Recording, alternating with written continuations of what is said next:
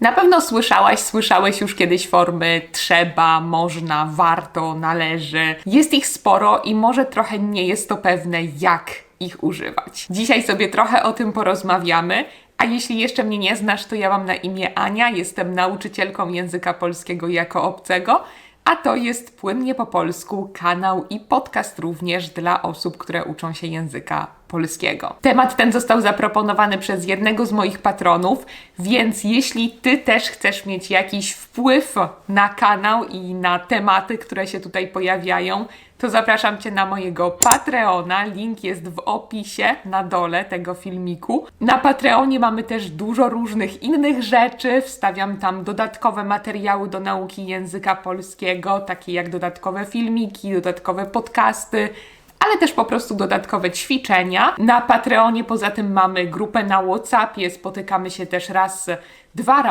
dwa razy w miesiącu grupowo i raz w miesiącu indywidualnie, więc jeśli to Cię interesuje, to zapraszam Cię na Patreona. A my zaczynamy dzisiejszy temat, który mam nadzieję Was zainteresuje.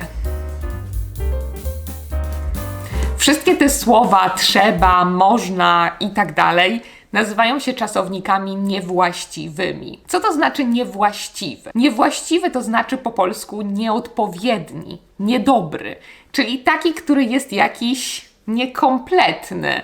I takie właśnie są te słowa, bo nie istnieją we wszystkich formach. W sumie jest ich ponad 500 i można je podzielić na różne kategorie, na przykład właśnie na to, czym są w gramatyce. Nie będę Was zanudzać, ale szybko tylko powiem, że mogą to być takie czasowniki, które występują tylko w trzeciej osobie liczby pojedynczej, na przykład należy. Mogą to być takie formy, które tak naprawdę nie mają żadnej odmiany, tak jak trzeba. Mogą to być bezokoliczniki, jak słychać na przykład. Albo w ogóle rzeczowniki i przysłówki, takie jak wolno na przykład, albo żal coś zrobić. Oczywiście nie będziemy mówić o wszystkich tych słowach, które mogą wprowadzać tę formę bezosobową po polsku, bo zajęłoby to nam bardzo dużo czasu, ale powiem Wam o tych najważniejszych, o tych, które wyselekcjonowałam jako te, których używamy najczęściej.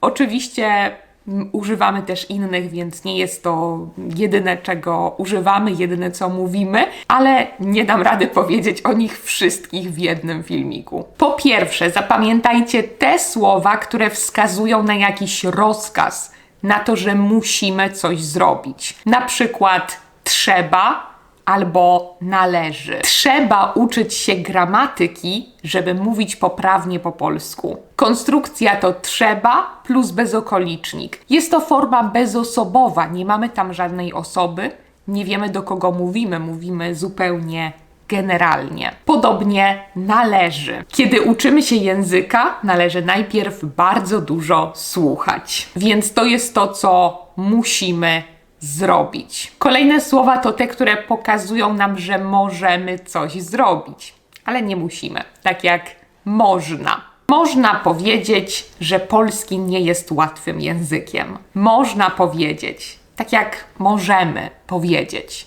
Sens generalny. Nie mamy konkretnej osoby.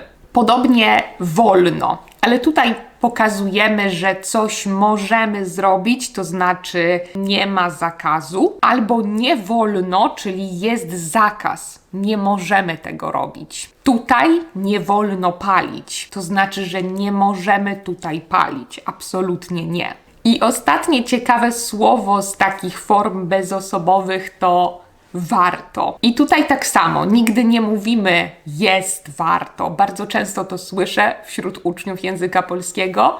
Nie, mówimy tylko warto i potem od razu bezokolicznik. Warto pamiętać, że nauka języków to długi proces. Inne ciekawe słowa, które często się pojawiają w polskim, ale które niekoniecznie pojawiają się często w innych językach, to formy bezosobowe w bezokoliczniku, takie jak słychać i widać. Używamy ich często i używamy ich wtedy, kiedy nie chcemy powiedzieć, że to ja coś słyszę albo ja coś widzę, ale generalnie wszyscy to widzą i wszyscy to słyszą. Jest to coś ogólnego, ale nie używamy żadnej osoby. Na przykład jest teraz mgła, więc nic nie widać. Albo w Sylwestra słychać zawsze dużo fajerwerków. A może słychać i widać dużo fajerwerków. Tak jak mówiłam, mamy tych form o wiele więcej.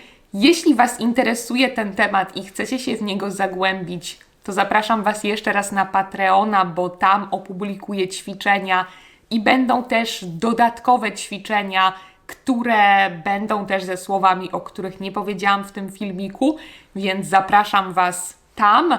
Link jest w opisie na dole filmiku. A przy okazji bardzo, bardzo dziękuję tym osobom, które wspierają mnie na Patreonie. Jesteście naprawdę cudowni. Dziękuję Wam za to, że tam jesteście i że wspieracie ten projekt. I w ogóle dziękuję Wam wszystkim za obejrzenie tego filmiku, tego krótkiego filmiku o polskiej gramatyce. Mam nadzieję, że Wam się on spodobał. Jeśli macie jakieś pytania, to dajcie mi znać w komentarzu. I nie zapomnijcie napisać Waszego przykładu z takim właśnie słowem w formie bezosobowej. Dzięki, trzymajcie się i do zobaczenia w kolejnych filmikach, do usłyszenia w kolejnych podcastach. Pa, pa!